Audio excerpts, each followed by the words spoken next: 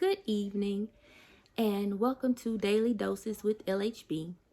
My name is Latizion, also known as LHB Loves EDU on Twitter and IG, and I bring to you daily doses, and this is now 2 days in a row. So, as I told you yesterday, I would do my best to make it around the same time today, and I was disciplined enough to get here. So we're going to have two devotionals today. They're coming from two separate books, and one is about the key to happiness, and the other one is entitled The Christmas Truce. So, with that being said, let's get started.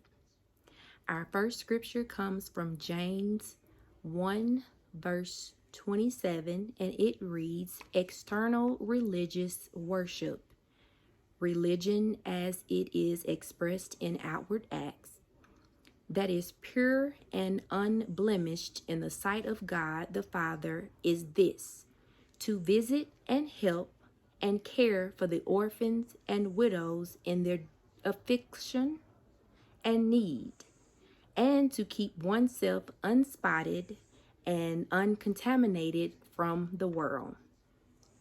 I went to church for 30 years without ever hearing one sermon on my biblical responsibility to care for orphans, widows, the poor, and the oppressed.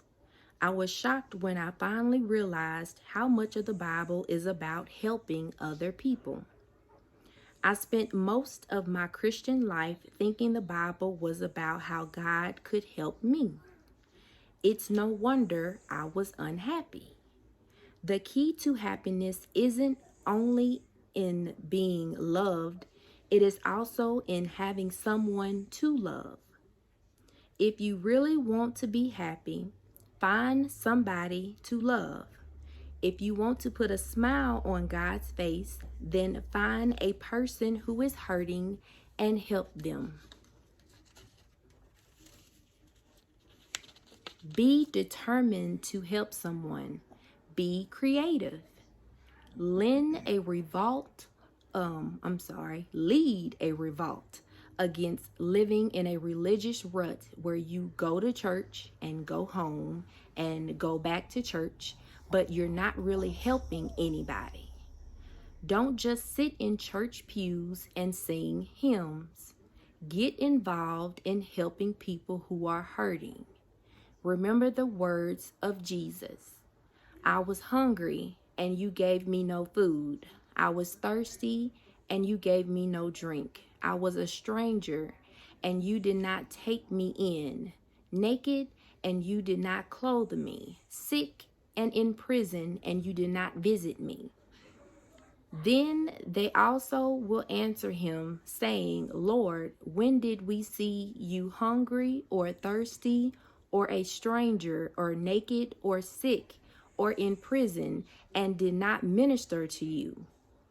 Then he will answer them, saying, Assuredly, I say to you, inasmuch as you did not do it to one of the least of these, you did not do it to me. That comes from Matthew 25, verses 42 through 45. Trust in him. Are you ministering to Jesus? Jesus said ministering to others ministers to him. Trust his life on earth to be an example of how you should live your life, going about doing good for others in need. I think that was a great read, and I think that also ties into what we are trying to put together, which is the gift giving giveaway community. I have started a Facebook page, and it is called Gift Giving Community, and that's the name in order to locate it.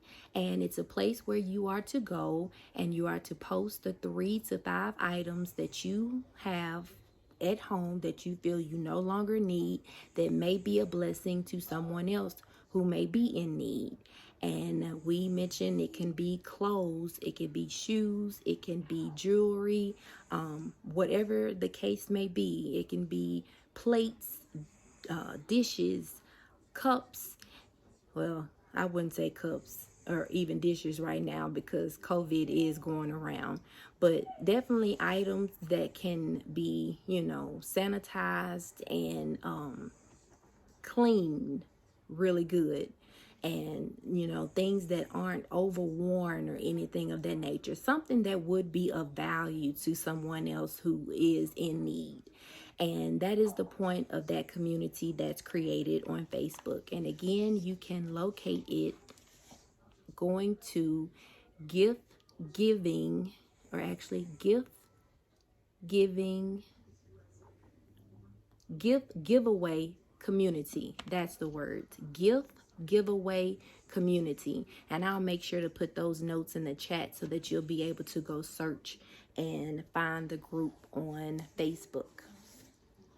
Our next devotion comes from a newly devotional that I've been coming in contact with, and it is going to tell us about a Christmas truce. In the Christmas of 1914, German and British soldiers declared a Christmas truce and began a series of widespread ceasefires along the Western Front.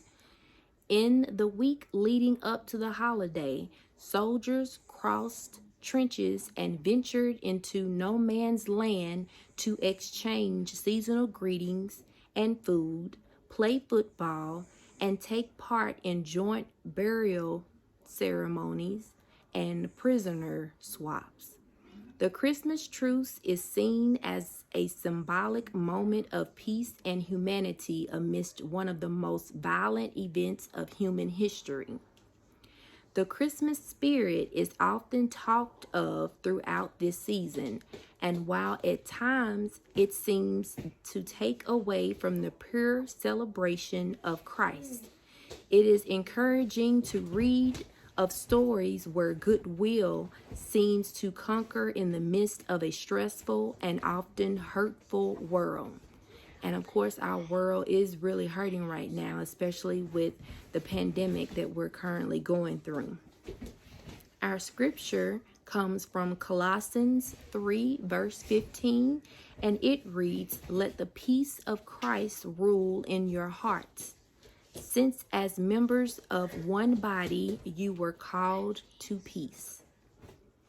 Is there a time and place this Christmas for you to offer a Christmas truce? Can you set aside family differences, long-standing arguments, or even regrets in order to create harmony? Be intentional this year.